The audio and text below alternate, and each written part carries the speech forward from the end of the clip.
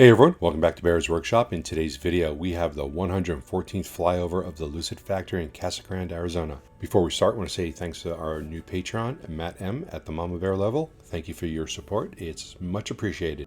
The stamping building foundation is still in progress, and more large beams and columns are going up around the pits. The building is taking shape and looks to be a pretty complicated build. Around the site, more walls are going up, more concrete has been added by the docks also, and we're just seeing a lot of things going on the outside, but most of the work is now going on the inside. We're seeing a lot of cars in the waiting areas still.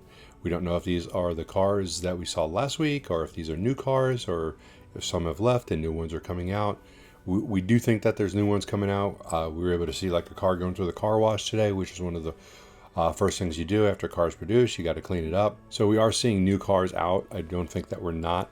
We just haven't been seeing a lot of car haulers lately, but maybe it's just our timing. So enjoy the video. We hope you do. It's going to be pretty good. It's going to show everything that you guys want to see.